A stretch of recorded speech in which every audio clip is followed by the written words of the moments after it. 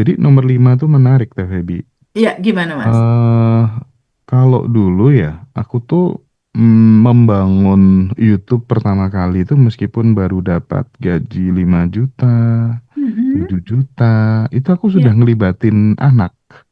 Maksudnya nggak aku kerjain sendiri gitu.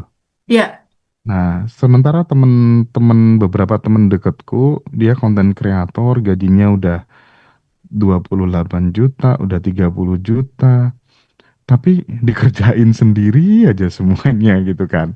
Nah, poin yang kelima ini yang mungkin akan kita pelajari kita bersama-sama dari kisah Nabi ya, Sulaiman gitu ya.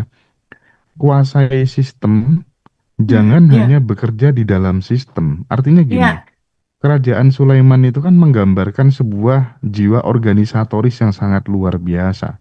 Ada agree. manusia, ada pasukan, ada sumber daya, ada komunikasi, ada pembangunan, ada Iya, pokoknya semuanya bergerak dalam lingkaran koordinatif gitu kan. Nah, sementara nih orang yang mentalnya miskin atau orang miskin mm, mengerjakan semuanya itu sendirian. iya, Nah, one man show. ya orang yang bertumbuh itu tuh Mm, mulai membangun tim, menciptakan sistem. sebuah sistem Iya, networking, dan yang lebih penting lagi adalah delegasi. Tapi tidak menutup kemungkinan ya, artinya tetap ada pengecualian bahwa memang ada orang-orang yang justru bisa naik ketika kemudian dia single factor gitu. Tapi tidak menutup kemungkinan. Tetapi kebanyakan, ya, kebanyakan yang justru maju lebih cepat itu yang tadi dia membangun tim, punya sistem, punya jaringan dan delegasi. TVB itu termasuk orang yang meng-create yang terakhir itu tadi. Dia ngelibatin orang karena niatnya pengen memberdayakan, niatnya iya. tuh pengen menolong. Itu sih yang menurutku nggak dimiliki oleh semua orang. Niatnya pengen regenerasi pertama, kedua ingin semua orang bisa ngalamin kayak aku gitu, ngebantu temen terus temen berhasil, dia happy gitu. Iya, Jadi iya. nantinya di belakang layar aja seru untuk pada akhirnya, jadi banyak nih menyebar konsep tentang kesadaran tentang kelimpahan ini gitu. Tadi aku ada baca sedikit Mas dari komen di live TikTok. TVB kan tujuan hidup itu adalah ibadah katanya gitu ya. Ini Mm-mm. aku sedikit mau mengulas Mas Hendra. Di dalam satu kitab suci kita itu dikatakan bahwa tidak kuciptakan jin dan manusia kecuali beribadah kepada Allah. Kata Betul. ibadah di sini, selain yang memang kita Muslim tahu bahwa ibadah itu ada hal yang rutin, yaitu sholat, puasa, dan lain-lain. Tapi dalam ranah kesadaran, dia lebih dalam lagi, Mas Hendra. Iya. Tidak kuciptakan jin dan manusia kecuali beribadah kepadaku. Pemahaman ibadah itu adalah berserah total, Mas. Berserah total dalam arti kata dia mengerti sekali bahwa tubuh dia diciptakan olehnya, tubuh dia itu percikannya, sehingga dia punya misi jiwa untuk menjadi tangan-tangannya Allah, punya Iya. misi jiwa untuk menjadi khalifahnya atau co-kreator tadi gitu. Mm-mm, Jadi mm-mm. yang dibilang misi jiwa adalah dia tidak punya keinginan yang lain. Aku pengen keren, aku pengen hebat, aku pengen apa namanya namaku besar, tidak begitu, tapi Mm. keberadaan dia, keberadaan Mas Hendra, aku atau teman-teman, talenta yang Mas Hendra punya, aku atau teman-teman, itu semata-mata disambungin dengan kenapa sih Allah menciptakan aku? Oh, untuk jadi jembatan kebaikan banyak orang ya. Oh, untuk melangsungkan Allah mau mau melakukan sesuatu untuk kehidupan ini lewat tubuh-tubuh ini gitu. Jadi kepasrahan kita untuk pasrah bukan berarti makan tidur bukan ya.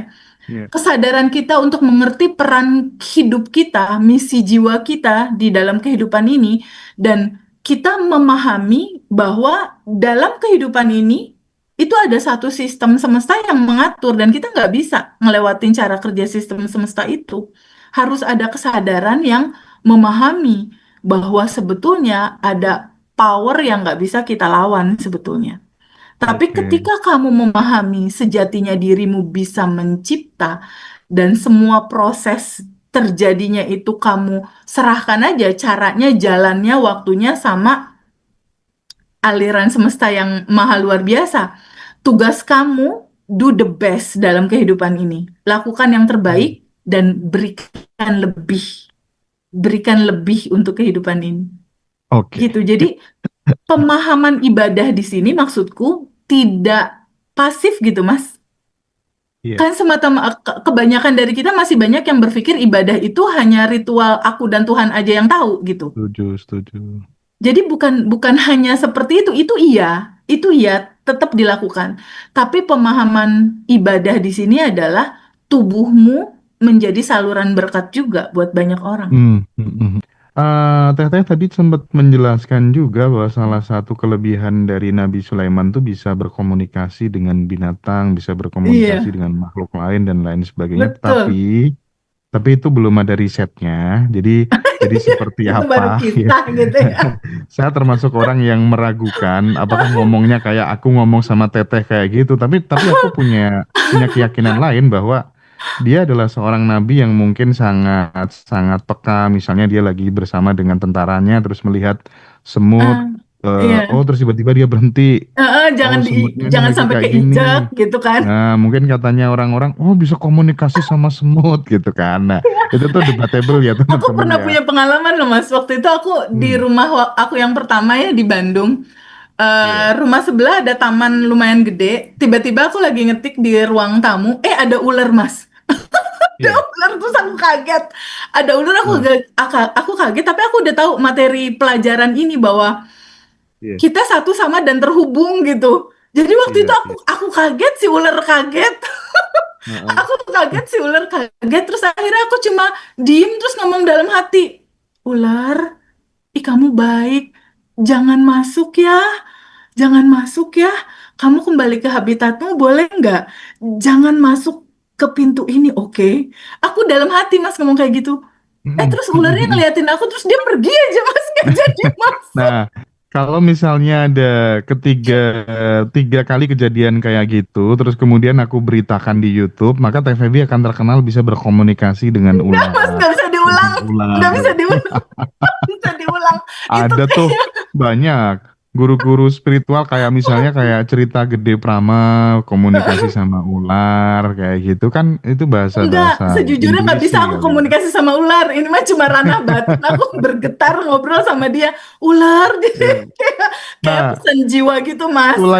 Sulaiman kayaknya juga melakukan itu deh kayaknya kejadian Pesan gitu jiwa ya kan kalau di teman-teman ya. materi Bandan Revolution ada pesan jiwa, Iya. Mas. Jadi gini teh, kalau kita ngomong kita kaitkan itu ya dengan rahasia kemakmurannya Nabi Sulaiman ya, dia kan Iya. bisa memahami bahasa kehidupan gitu loh maksudnya. Oke. Itu bisa Oke. memahami makhluk lain, Hmm. ya kan mengandung kayak semacam kayak tentang kepekaan yang sangat tinggi gitu terhadap keadaan-keadaan yang ada di sekitarnya. Itu Mm-mm. tidak hanya soal binatang, soal apapun lah ya. Jadi ini Kayaknya tentang lebih ke empati ya, Mas ya. Kalau kehidupan. kita punya Ya, kucing juga kucing kita lapar kan kita bilang, kamu lapar ya, nah, kasih makan. nah, masalahnya kan peluang itu kan sering datang sebagai sesuatu yang kecil gitu teh. Ya. Informasi, pertemuan, terus Hmm. kemudian perubahan pasar, basic Hmm. need-nya manusia. Nah, ini orang-orang yang peka, itu dia bisa melihat peluang sebelum orang lain melihatnya. Nah, ini Ya. yang dimiliki oleh Sulaiman gitu loh. Mantap. Kita yang kemudian bisa harus, oh gitu ya, oh gitu ya. Nah, makanya tontonan-tontonan edukasi-edukasi seperti ini tuh aku sangat yakin. Andai kata kemudian sahabat dimanapun berada nggak pernah ikut kelas pun, tapi kalau kemudian Ya. mau mengosongkan gelas dan Ya. kemudian mau belajar seperti ini terus, ya pelan-pelan kemakmuran tuh tinggal nunggu waktu. Asal teman-teman mau Betul. praktik gitu loh Hmm. sebenarnya. Jadi nggak wajib-wajib juga teman-teman ikut kelas. Enggak, Dengerin, beneran. iya kan? Orang banyak Praktik, kok ya Mas praktik. nggak ikut Hmm. kelas, ikut YouTube free dari channel official kita, Ya, ya, ya, ya, manifest ya. banyak cerita. Setuju, bener banget.